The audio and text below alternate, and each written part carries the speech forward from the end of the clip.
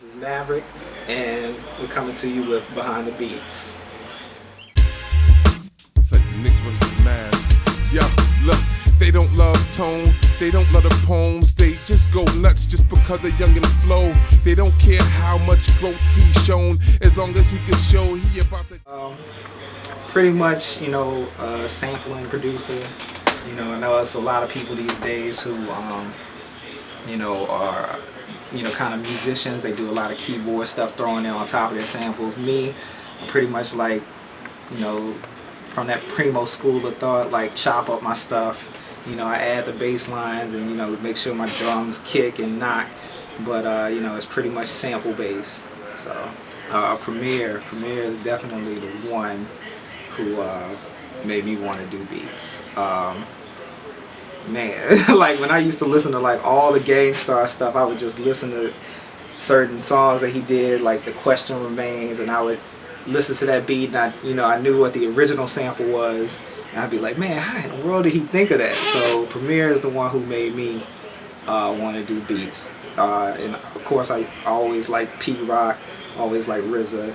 It's like the heads who are a little bit older than me, like Marley Marl, a lot of the younger cats like Dilla, but that Premier, Pete Rock, RZA school of production is the one that influenced me. Yeah, Primo, Pete, RZA. Man, Primo, Pete, RZA. I gotta throw Dilla in there because I think some of the stuff he does really is kind of influencing a lot of the producers these days, and his legacy is kind of living on. And let me throw it to Marley Marl. I say Marley Marl too. So good choice. I also have to mention, because I think these guys never get any shine, like some underrated producers. Because I'm just listening to this Biggie Party of Bullshit. Easy Mo B. Okay. Large Professor. And I think Buck Wild. Buck Wild is like one of my favorite producers that never gets any attention. So let's talk about records. Mm-hmm. What do you look for in a record? Oh man, it's hard to say. I look a lot of these days. I kind of look at the back of the record. I try to see who some of the session players are. If there's certain people, Phil Upchurch, David T. Walker. Some of these people who don't have such a big name for, as far as like their own releases, but they play on everybody's stuff. I try to look for those people, and if I see them, I'm like, let me check this out. If I have the chance to listen to it, I definitely listen to it, but if not, that's mainly what I go for. I also go for labels, so if I see like some Philadelphia International stuff I don't know about, any Stax Records, stuff like that, I definitely check it out. Eastbound, whoever, so if it's certain labels, I definitely make sure to check those releases out too. Who's a MC that you would like to just, lock in the studio with just you, him, and the MPC? Oh, and just record a whole album? That's easy.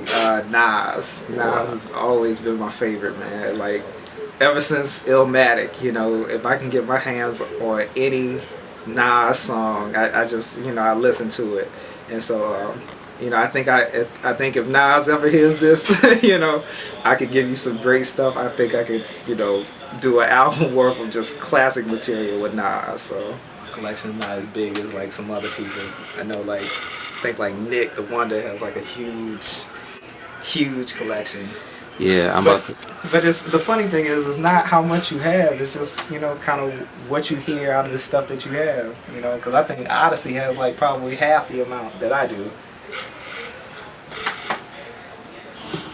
Future projects, things I got on deck right now. I'm actually working on this project. Cat out of the Bronx named Mag, and he's got a few mixtapes out already with dudes like Torre, Sky Zoo. He's working with my man out of New York also, Vega Benetton. So Mag and I are doing a mixtape together called 9MMs. So hopefully by the end of the year we'll have that out. I'm also talking to my man down in South Carolina named Dan Johns, and he's worked with Superstition, Torre, a bunch of cats down there too. And so it's kind of in the works.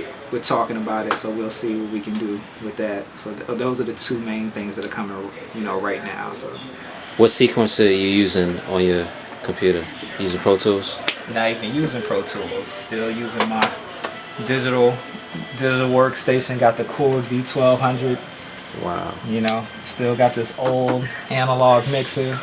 So I make my beats. I sample, mostly from my turntables, from my computer, and I roughly EQ it in the mixer, record it in, chop it up, arrange it, sequence it, and I'll mix it down afterwards through the analog mixer, and then 2-track that out into the digital workstation. So, and then I get the MCs to come in, they record on the mic, I record all of that in, and then burn it to CD. Put some effects on it, put some compression on it, a couple of things, and ship it out. There it is. So.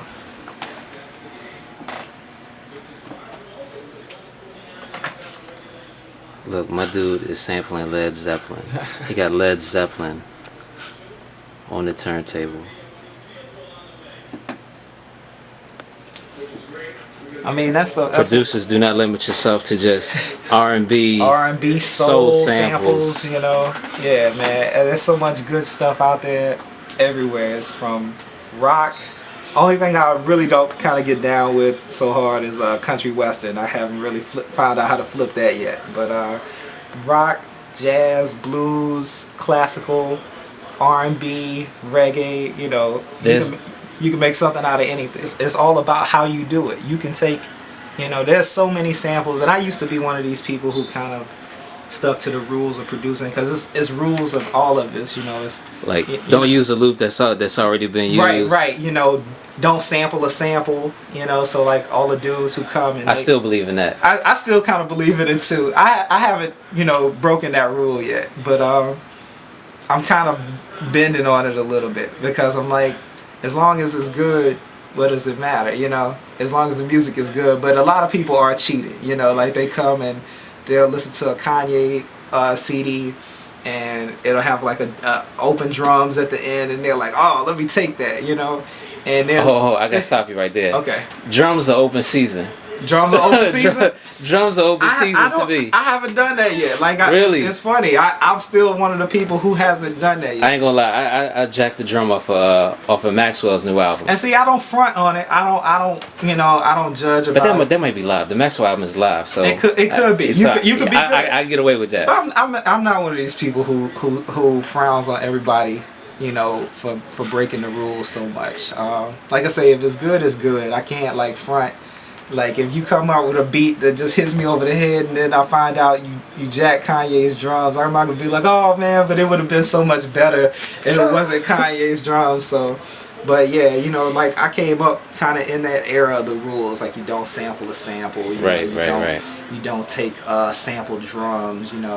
If somebody found the break first, you don't use it. So I used to be caught up in that time frame where it was like, I think everybody has. Somebody beat me to it, so I can't come out with it. And they used it completely different than I did. Right. But I'm like, I gotta shelve it. But now I'm kind of like, whatever. If mine is good, and as long as I was creative with it, hey, I'm gonna come out with it. Exactly. All right. So.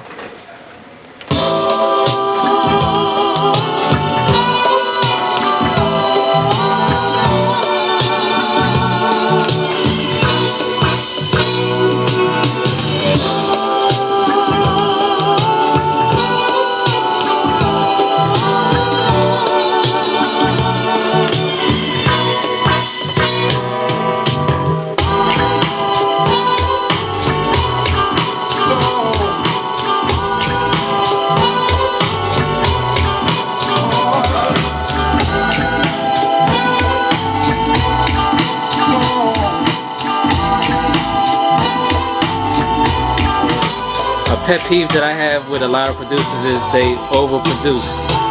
They overproduce a record. Yeah. Like sometimes a loop will work instead of just straight chopping. Yeah, I mean, and that's definitely one thing I try to be mindful of, is making sure I have enough, but then try not to do too much. Right. But the thing about it is, when you're making the beats, when you're making the beats, one thing that I started realizing, I actually have to give credit to Odyssey for teaching me this, is that a lot of the pieces that you need for a beat are in the song, you know? Right. And even if you find a loop or you find like an intro where it's just a bass line, and you take the bass line and you loop it and you throw some drums on it, like it's some other parts in that song, you know, some guitar licks, right, you know, some singing, something that you could kind of chop up and place over that to help fill in those empty spots. So, you know, I try to do that with a lot of stuff. I'll take like a simple, you know, break in the song, and I'll chop that up and I'll put it into, you know, I'll sequence it and make it into the beat, but you know, it'll still be empty, and I have to like fill it in some type of way. So if you go through the song and you just listen in between the singing, you know, sometimes it's notes in between the singing that you can just kind of chop up and then throw in there, and it helps to round it out.